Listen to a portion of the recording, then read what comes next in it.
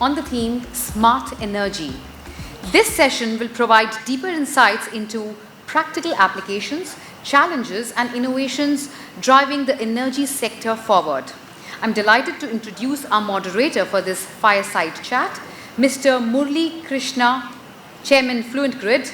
With his vast experience in energy and infrastructure solutions, he is the perfect choice to lead this conversation. Let's welcome Mr. Murali Krishna on the stage. Ladies and gentlemen, let's hear for Mr. Murali. Joining him is our featured speaker, Mr. Reji Kumar Pillai, President, India Smart Grid Forum and Chairman, Global Smart Energy Federation, a stalwart in the smart energy domain. Mr. Pillai brings a wealth of knowledge and experience to this discussion. Welcome, sir. Mr. Murali, the floor is all yours to lead the discussion. Thank you so much. Can we please have hand mics for the speakers? AV team? Hand mics. Hand mic, or would you want to come here for the keynote? Yes, please. So let's welcome Mr. Pillai for the keynote. Welcome, sir.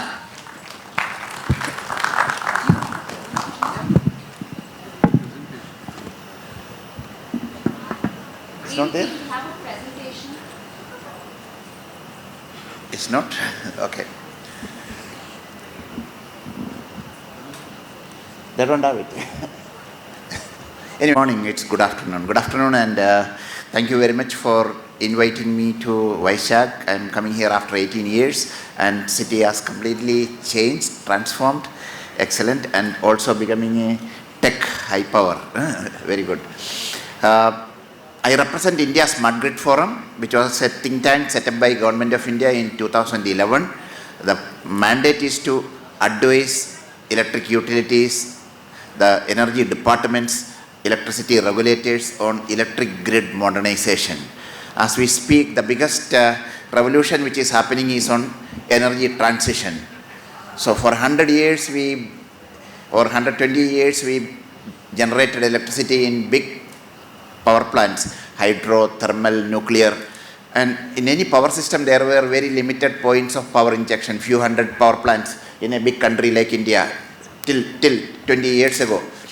Today we have over 1 million points from where power is injected into the grid. It has completely changed. And fossil fuel will be converted to electric. And the requirement of electricity will triple.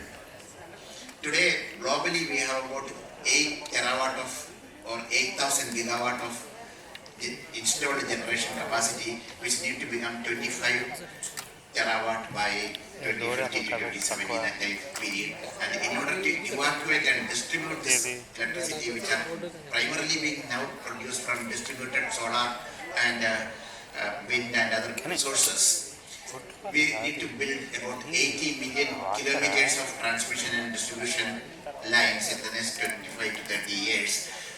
Estimated cost is about $37 to $38 trillion, and this is a major challenge. When we say 80 million kilometers of transmission and distribution line is what exactly we have, which we built in last 130 years.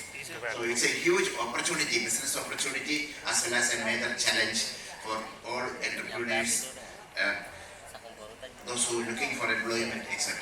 As you see, the transportation, what is happening today, your regular ICE engine vehicles are being replaced with electric vehicles.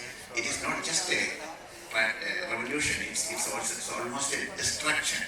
The automobile industry, the electric vehicle doesn't need many of the things which are going into the ICE engine vehicles. Millions of jobs will be lost, but there will be more millions of jobs will be created in the new electric mobility area.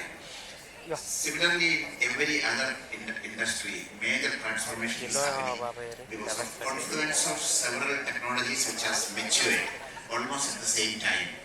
So, the computing power, the communication systems, and many other domains, technology has evolved so fast that 10 years ago, or let me take the reference here as 2010 or 2012, a battery was lithium-ion battery was about $1,700, $1,800 per kilowatt hour. Today it is 56. At the beginning of last year it was above 100, and from July last year it has come to $50 to $60 per kilowatt hour. Solar panel prices, same way it has come down by almost 95%. Today solar energy is the cheapest form of energy humankind ever had it. At 2 to 3 US cents per kilowatt hour, it is the cheapest today, and by 2030 we expect this to further go down to below 1 cents per kilowatt hour. And the storage, as I said, today the lithium batteries are $50 to $60 per kilowatt hour, is expected to be below $30 per kilowatt hour by 2030. It's going to completely revolutionize the electricity generation, transport, this transmission, storage, and its consumption. Things are changing fast. There was a presentation which I had shared. There are so many things which are in those slides. So I will request the organization to circulate that to everybody. So with this, we'll move to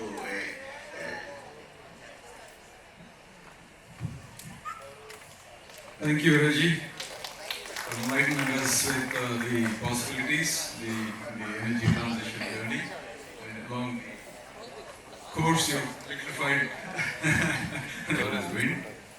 So on one side, on the generation side, although the energy is getting cleaner, but again, there's challenges of intermittent generation. And on the demand side, you have these, new demands coming from EVs of sorts, electric vehicles and other distributed demands. So there again, you cannot really truly forecast or predict, what would be the demand. So this is where the smart grids come into play. Right? The generation is very unpredictable, very intermittent, as well as on the demand side, EVs and also pose huge challenges. This is where the smart grids take a key role, and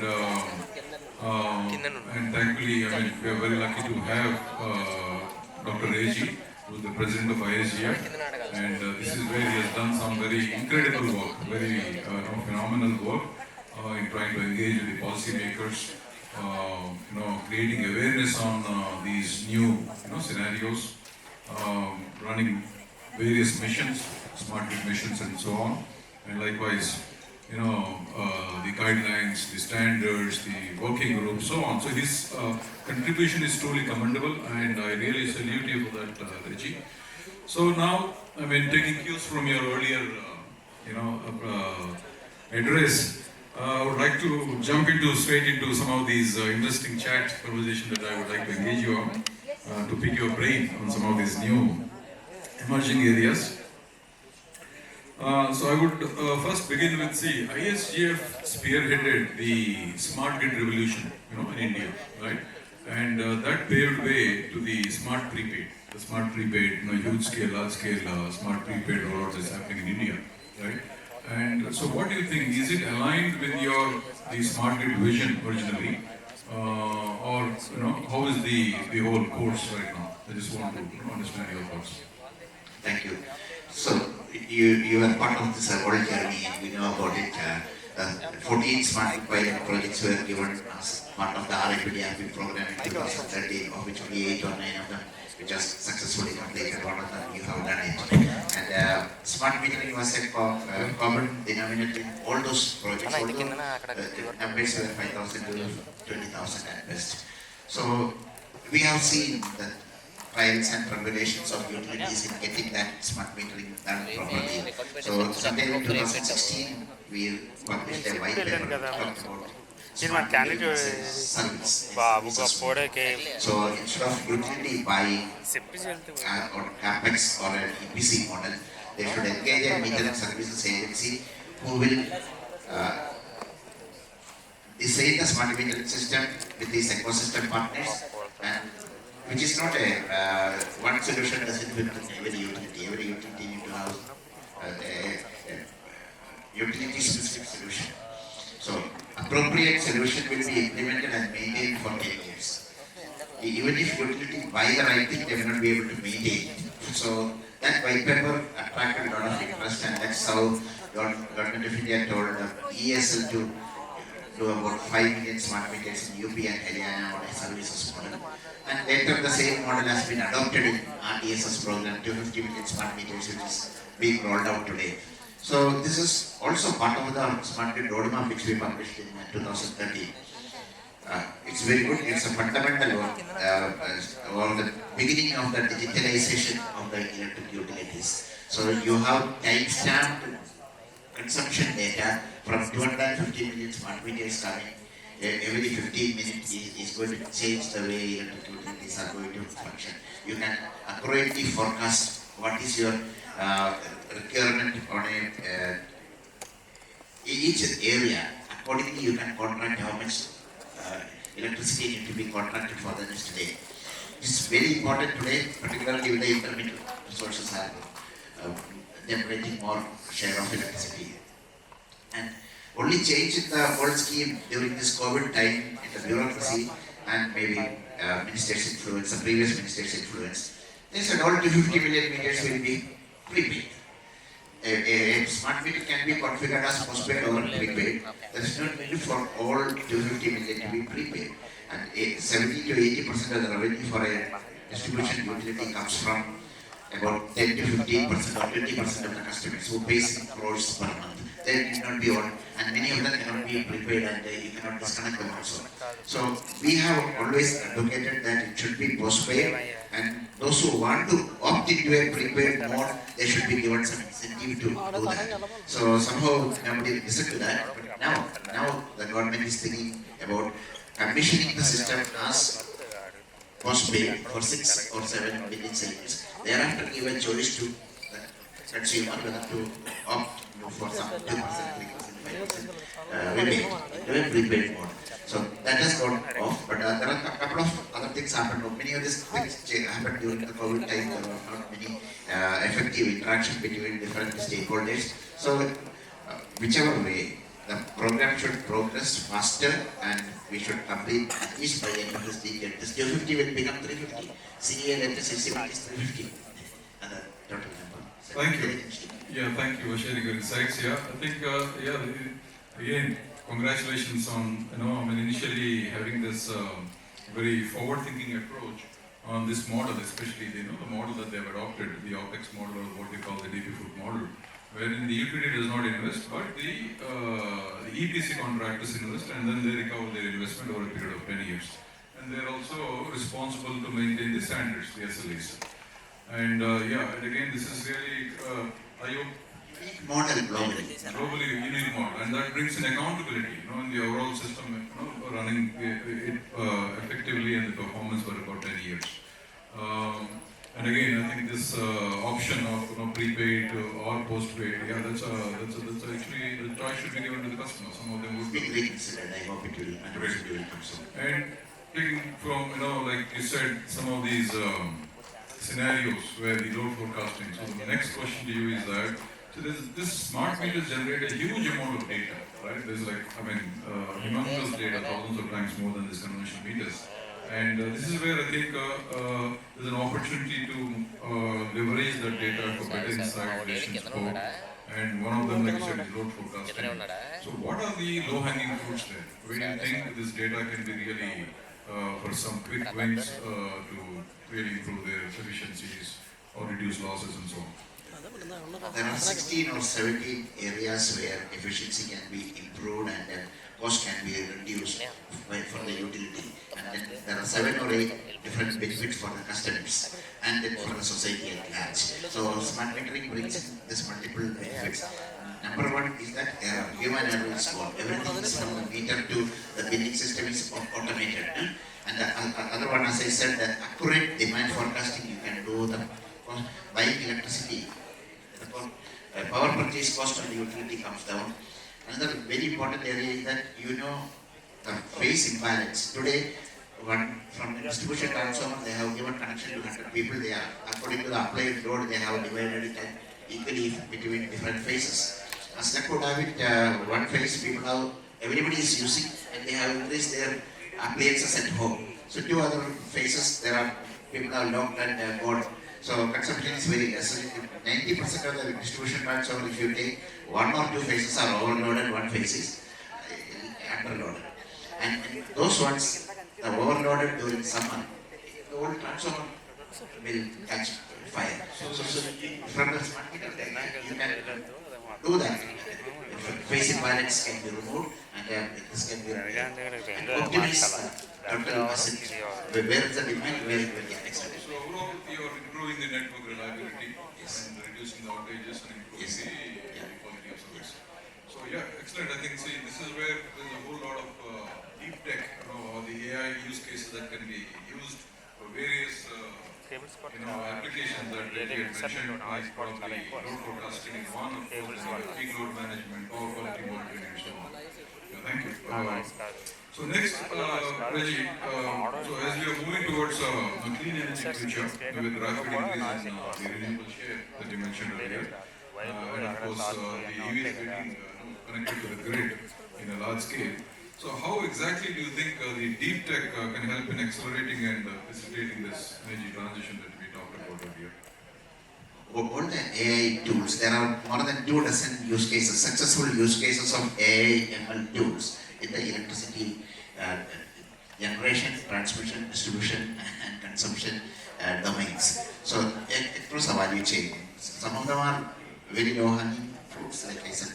The smart metering data, apply the analytic tools to understand the consumption behavior, people's payment patterns, several including APDTS25 loss reduction and stealing of electricity, self-detection is one of them. As I said, there are more than 2 dozen successful use cases of AI/ML. And other technology which you are aware of, P2P, blockchain technology, we have successfully done pilot projects in India, or peer-to-peer trading of solar rooftop energy. So today, your rooftop solar is generating excess, you are not consuming, it goes back to the grid, and you can sell it back to only the utility. But a time is coming when utilities are not going to buy it, because during the day there is surplus, they don't want it. So, but you can sell it to your neighbors, your friends, anyone else in the network on a blockchain platform. This is a very interesting use case of blockchain in the power sector, which we have implemented 3 pilot projects, and today 3 states have regulation. India is the only state where there is regulation.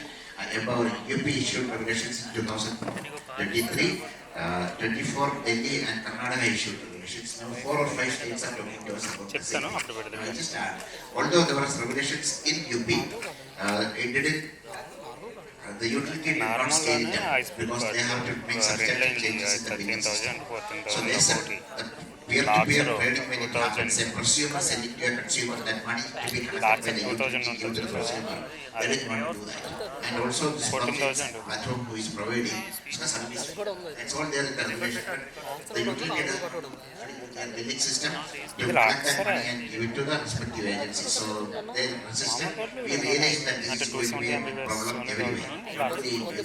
So we found out a way above the blockchain platform. We are building a digital platform where UPI kind of payments can be done. For that we call it unified energy interface. The first trial will be done next month. We start with UPI because earlier we used to do all new technologies and then give data power, and when we go to states, they say data power can do, we cannot do, we are in government system. So I wanted to shut last 3-4 new projects we have done in UP. If it can happen in UP, it can happen anywhere else in India. Thank you for sharing your experience with the peer-to-peer energy trading especially. And again, during this COVID time, in the bureaucracy and maybe minister's influence, the previous minister's influence, they said all 250 million meters will be prepaid. A smart meter can be configured as postpaid or prepaid. There is no need for all 250 million to be prepaid. And 70 to 80% of the revenue for a distribution utility comes from about 10 to 15% or 20% of the customers who pays in crores per month. They need not be on, and many of them cannot be prepaid, and you cannot disconnect them also. Thereafter, give a choice to the consumer whether to opt for some 2%, 3%, 5% rebate into a prepaid mode. So that has gone off, but there are a couple of other things happened. Many of these things happened during the COVID time. There were not many effective interaction between different stakeholders. So whichever way, the program should progress fast. Very forward-thinking approach on this model, especially the model that they have adopted, the OPEX model, what we call the digital model, wherein the utility does not invest, but the EPC contractors invest and then the SLAs.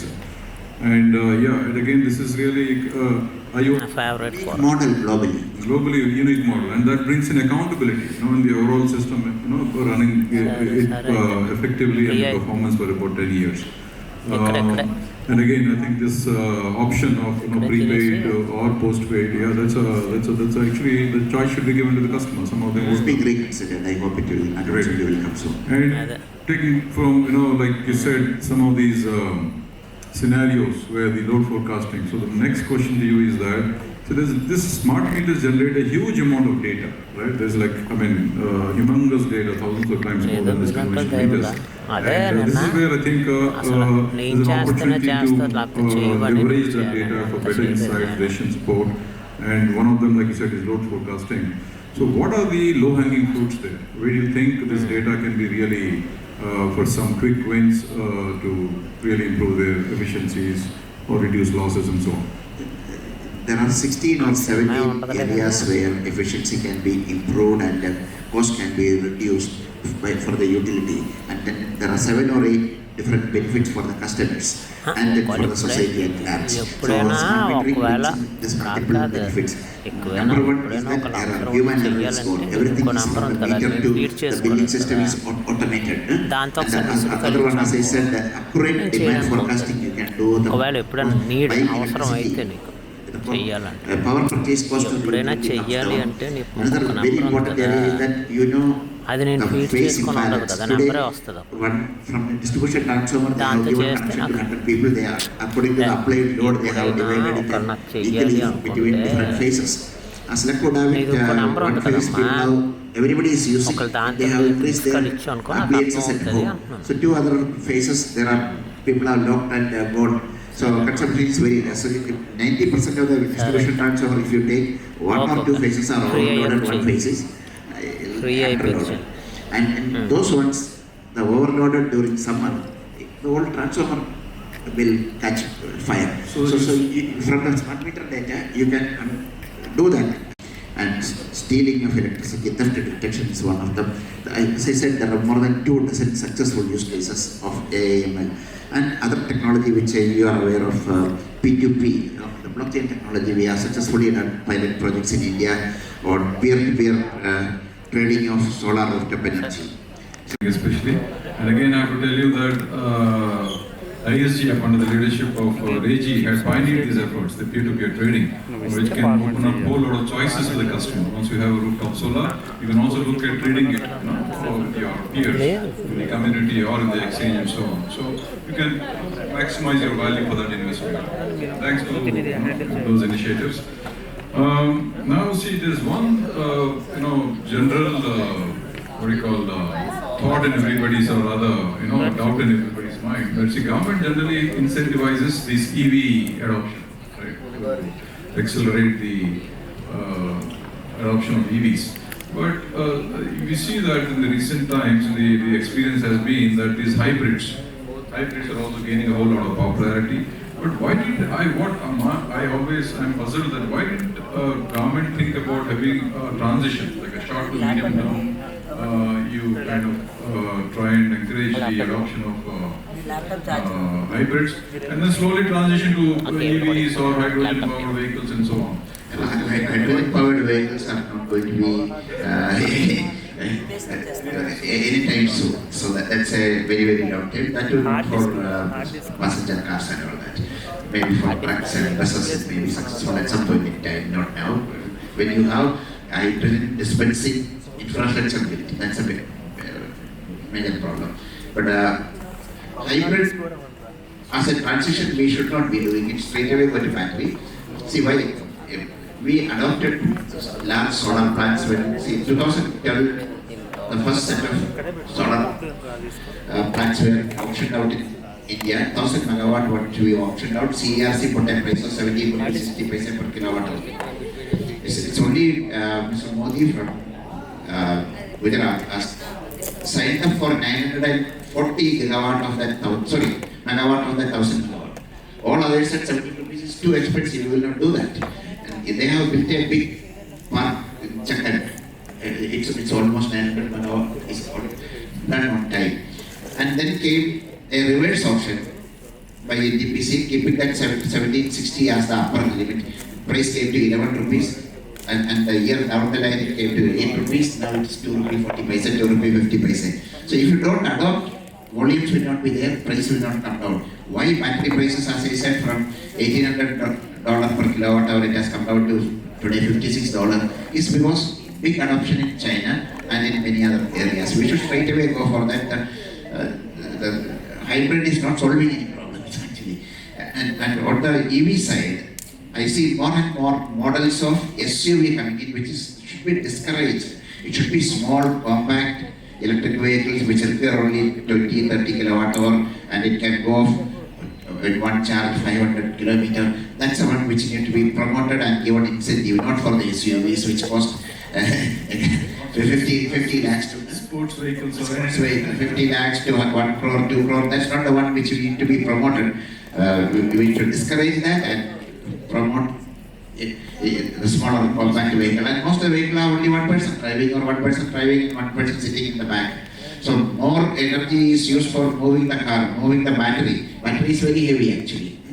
So I think the most deserving, the low to medium segment cars is what should be incentivized. The luxury segment you're saying, should be kind of probably. So we did a study in 2017 in Calcutta, electrification of public transportation, and we found that there are only 2 electric buses were in India, Volvo and BYD. Both of them came to India with 300 plus kilowatt hour battery. And in Calcutta, out of 925 bus routes, most of them run in a day less than 100 kilometers. You don't need a 300 kilowatt hour battery which weighs 5 tons for.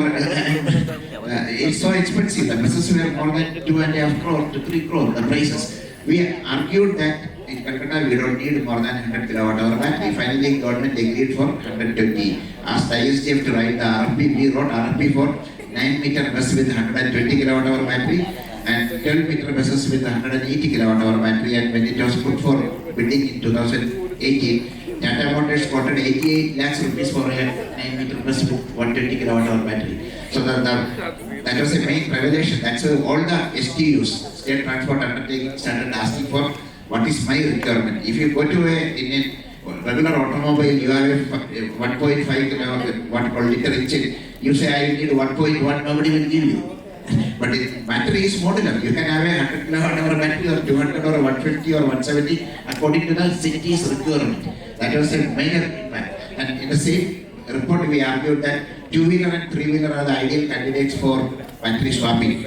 And 2-wheeler and 3-wheeler should be sold without battery. Battery should be treated like fuel. In which case the price will come down to half. It just happened. And so sessions are coming in for very well. ISC is also, I think, investing in that. So thank you. I think we're running out of time, and then we are between this lunch and. I'd like to add one thing. I had one last question. Probably you can share your thoughts after that. See, this is a very interesting topic. Nowadays the solar, wind, and battery storage is touted to be the game changer, right? The most efficient way of combining these three to give you the most efficient energy generation. And again, solar, as you know, is intermittent because it works only in the day, and wind depends on the weather. And while battery can retain that balance, so you can balance out the generation part, and then while also maximizing on the pricing, right? Maybe you can. But I think what's stopping is it that the battery pricing, though it's still not kind of reached the critical price. It's coming down. It's coming down. And there are 2-3 things very innovative need to be done. SWB, that's a new equation. Solar, wind and battery. SWB is going to change the whole thing.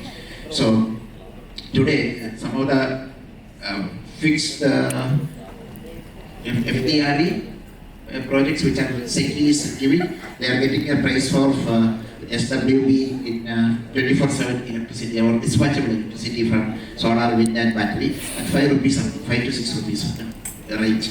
We expect that to come below 2 rupees by end of this decade or middle of this decade. So that's going to change everything. And another technology which we recently just demonstrated is vehicle to grid.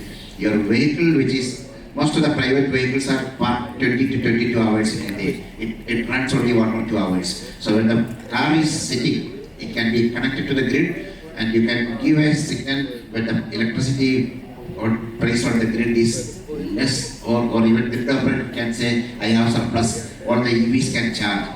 It can charge. And the peak hour when there is a shortage of electricity on the grid can give a signal, discharge to the. So we are doing a pilot with the 4 data and on vehicles, which is retrofitted with technology from University of Maryland. This is the first time AC, not DC V2G. AC V2G has been tested in Asia for the first time. So one vehicle we commissioned in BRPL basis Gannamani. Other 3 is Tata Power Delhi, BSCS Yamuna Delhi, and one in Kerala, KSCB. So 4 vehicles, the other 3 will be commissioned later part of this. Okay, similar pioneering efforts on the V2G and especially AC V2G. Much an eye-opener for me especially. Great. So I think now with this enlightening chat with Dr. Reji, I'll open it up for Q&A. Maybe 1 or 2, 3 questions at the most. I think I don't want to stand. We don't want to stand between even the lunch. It's already 1:30. So anybody yes, please go ahead, Ramakrishna. Pass the mic. Somebody there, please. Yeah. Our friend in HD side that would have connected, that would have completed the entire ecosystem much faster than the going into the last mile. Why that is not? It has happened already. Almost all feeders, 95% of the feeders are metered, and the data is being collected by utilities. That phase is already over. So they are national feeder monitoring systems are already happening. No, but in Andhra Pradesh still all HD meters were taken built by the individuals and the online is not happening. What I mean is the online activity to entire grid in such a way that MDs will be identified straight away and manipulated entire managing the MD more effectively to keep the grid maximum demand. Yeah. What I think Krishna is trying to say is that to maintain grid stability and so instead of investing or building new infrastructure to increase the capacity, if you do a proper balancing of the load through centralized monitoring, that's what you're suggesting, right? HD side. On the HD side, because that is where 80% of the load is. Transformer front equipment is started. See, maybe 70% of the country, or even in urban areas, the 11 kV, 22 kV SCADA is still not functional. The distribution management system is not there, it's not functional. It's only about 20 to 25% of the country. You have urban feeders which has a remote monitoring and control system is in place. But all the HT feeders are metered and data is being, many places it is coming through AMR, some places it is coming through handheld devices, but that will all get as part of this ongoing program of 50 million smart meter. All DT meters are being replaced with the actual smart meter. Real-time data every 15 minutes will be captured in the utilities server. 15 minutes is the MD total. So you 15 should minute go blocks. at 15-minute block. No, that's okay. I know that. I will kill it. In fact, he's in the SCADA It's system. developed So the railways. systems. Okay. So what I mean is it should be, if you have to be AI ready, it should be something like a few seconds interval the data should come. Otherwise what is happening is in 15 minutes, all the time is over to block the grid. No, that's great to have. But again, it's the balance between investment vis-a-vis the value. See now, if you want such a real-time system, the backbone, the infrastructure, the telecom, you need to have a similar telecom infrastructure to support it. Today we are using GPRS or this RF mesh network to connect to these meters and get the data. Now you will need to have a fiber kind of, I know what do you call it, communication channel to have that kind of baud rate or. Why can't they think of something like edge computing in such a way that in a transformer level, edge is there, yes. and that it will give a conclusion to the next level, so that the structure by structure it should go rather than putting an entire system. in this smart grid scenario, you have this, right now system level metering is happening, right, from substation feeders to the distribution transformers, right? What he's suggesting is that edge level, you have this compute and electric power at the distribution transformer level, and then transmit the data which is only needed. That's a new trend, edge computing, grid edge computing, that's a latest trend, which is said to be adopted here, but see, you talk about distribution transformer, across the country we have close to 60 lakhs of them.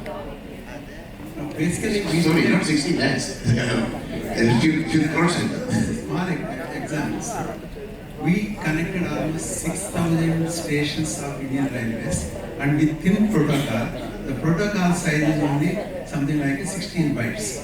What is happening in all these high-end meters is that protocol is too big. Because of the too big, we can't get the data. We need the high backbones to get the DLMS. The edge process, then only get the data. Communication is needed, and simultaneously computing is needed. That is the true smart grid, and I think that's the journey. But again, I think there's an opportunity for you, Ramakrishna, being in the SCADA space. So, like you said, most of these urban SCADA systems are not working. So you need to look at moving from railways to energy space. They already does some work in that space. Thank you, Ramakrishna. Anybody? Smart metering, lot of data would be generated.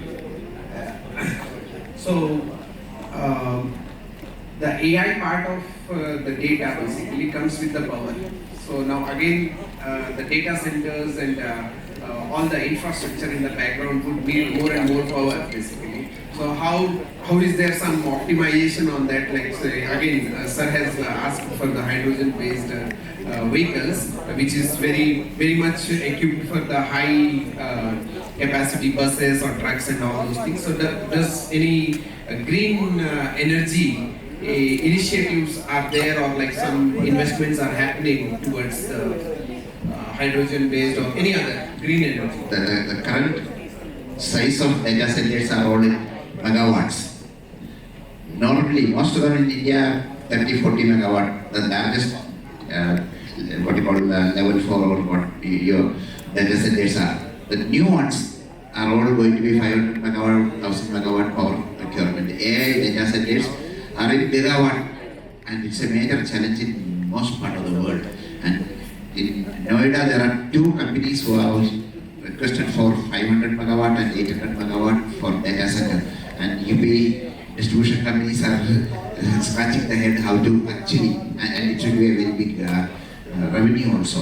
And typically, existing data centers have two levels of DG set. In case of there is a power outage, there is one DG set. If that fails, there is another one. Two sets of DG sets. That is being now replaced with the batteries. All new data centers are going to come with batteries, huge lithium-ion batteries. That's what. And on the green part of it, there is already anyone who has a demand more than 100 kilowatt can contract from a solar or wind farm, and you get open access. So data centers are all at 10 megawatt and gigawatt. They can buy from solar generators and wind generators, and it's called the Green Energy Open Access Rules issued in June 2023. So, but what we are now doing, that's again next month we are going to, this is going to be first time in the world. You take an EV to a charging station, and you get an option to opt for the regular grid power or green electricity. If you opt for the green electricity at a 1 rupee or 2 rupee extra than the grid power, at the end of the charging session you will get a crypto token as a certificate of origin, which can, with a complete audit trail from where the green energy has come. This is for the first time we will be demonstrating that by end of January in Delhi. And thereafter, that crypto token can be used in the carbon markets or in those who have obligation for emission reduction, like fleet operators, etc. Thank you. I think that was yes, sir. So, but again, Vasu, I think I hope it answered your question. So it's going to be balanced. What about the data center clusters or the GPUs require a lot of power to process these AI-based models or use cases. So that can be balanced with these renewable sources. with some policy interventions like open access and in fact the EVs, like I said, you can even leverage these EVs which are out there, distributed generation sources. So when the grid is under pressure, when the grid is the demand is higher, that's the time when these EVs can release that stored power to them, and they can also get a higher price. Right? It's a time of the day, so they can get a better price. Yes, sir, please. I am Manak Padran from Coimbatore.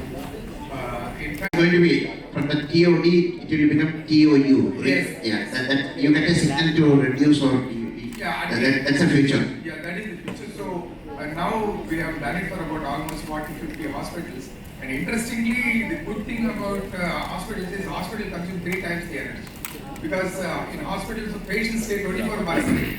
Relatives stay 24 hours a day. Visitors come in the night. But whereas in a mall, mall doesn't work. College it doesn't work in the night. So power most of the people USB just come and stay. But now for maintenance, so energy consumption is less. So there is a lot of potential for smart energy metering. And that too with this IoT and this yesterday people were talking about low-code. Charging point. So we use low-code, no-code platform to get that data analytics, and a lot of saving has been done. Just for Sir, what institution do you? my company's name is called 10XL Technologies. We are into hyper-automation platform. You're a technology company. Yeah, I'm a technology company. I'm an electrical engineer, of course. So I could see that. Yeah, wonderful, yeah. But again, yes, like rightly pointed out, one of the key benefits of smart metering is this: to move or shift, or they call it shave off, the peak loads to off-peak loads. Thereby, see, in the country, as you would validate that, our shortage is only during the peak time. Only peak time. So that's when these utilities buy expensive power. And this is how the smart grids can help balance that out. Because with the distributed resources getting integrated to the grid, it kind of, this challenge increases money for the intermittent sources, right? And again, with these EVs and other intermittent, these unpredictable demand side. So, but this is where. But one very interesting problem I had was whenever I used to go on rounds in the hospital, large buildings, I used to ask the technicians to note down the opening reading and closing reading. And if they won't do it for one full day, they may not do. It may have 10 meters. But one thing I found was with these IoTs, the IoT is able to capture the opening data, closing data for C1, C2, C3, C4, and I am able to get perfect data for 10 buildings together in one shot, and I am able to visualize. It's a huge opportunity, building energy management system, huge opportunity for entrepreneurs. I personally have mentored at least half a dozen of them in different parts of India in the past. And some of them have become very big and gone international. Sir, one small comment I want to close, sir. I have been implementing many of these building management systems, typical whether it is Honeywell or Siemens or Schneider and all that. But they are all wired. So, and it becomes very difficult to do retrofitting or maintain them. But with this IoT and wireless, things have become very modular and very easy. That's an area. Each one of them have proprietary system. Honeywell will not speak to Siemens system. Siemens will not talk to other system. It's all that need to change. That's a major problem. And then we've been struggling on that area. There are some companies which has, like Siemens, for example, they have a transmission and distribution SCADA, they do it. But in the building automation people are different. Both of them follow different protocol. So both the systems don't come to each other. It's extremely difficult. This is where ISGF steps in. They're trying to standardize these things. So they build, they try to create these working groups across these various sectors or functional areas, and try and standardize and then influence, work with the government decision makers and bring about these standards. And that's how they try to kind of bring the interoperability amongst all these systems. But I think this demand side management is the key to balance the grid, and that is one of the The vision is your appliances. The smart appliances you should be able to program to buy the cheapest and the greenest electricity from the network and run their operations. Like in case of a fridge, that defrost cycle, that consumes more electricity than the compressor. So, and it randomly today programmed more, as that would have it, a million defrost cycle thing will happen in the peak hour in Vaishak. So this all can, in the coming days, if the fridge can talk to the grid through the building, we need all those same protocol. Thank you. So I think, and on that note, an analogy or a more clear example for the audience to understand, like you have a swimming pool, it's not a necessary, it's not essential, but the hospitals are essential. Yes. Like you said, they have to run 24/7. But your swimming pools, your dishwasher, they don't. So when smart grid is into play and you have this home automation, all the systems are connected, you will have this creative tariffs. Yeah. So utilities can, enter into this creative tariffs with the consumers, where they send a message that I'll switch off your, swimming pool because the grid is under pressure. Right? So when you do that, the utility will incentivize the customer. These are all creative tariffs. So that's what Reji was trying to explain, that all these things are going to be there very soon into the future. But yes, there will be a whole lot of But challenges. one thing I found, sir, manufacturing digitization is happening. Hospitals it has happened. Restaurants it has happened. But in terms of maintenance, no digitization. Yeah, we'll connect offline. So I think on that note, again, I think it's completely out of time. So I'll just would request Reji any last final remarks, and then we will. All right. So I think thank you very much for this very engaging, insightful conversation, and thank you for your patience too. I know lunch is, you're all waiting for your lunch. Thank you so much. Thank you, Mr. Murali, Krishna and Mr. Pillai for such an engaging and thought-provoking conversation. Your insights into smart energy solutions and the future of the energy ecosystem have been incredibly inspiring. A special thank you to Mr. Pillai. While we regret the technical glitch, we appreciate your understanding. Thank you so much for understanding, sir. To honor your contributions, gentlemen, I would now like to invite Mr. Amal Raj, founder of the DigiFac, to felicitate both our distinguished speakers. Let's welcome Mr. Amal Raj with a round of applause, ladies and gentlemen. Welcome, sir.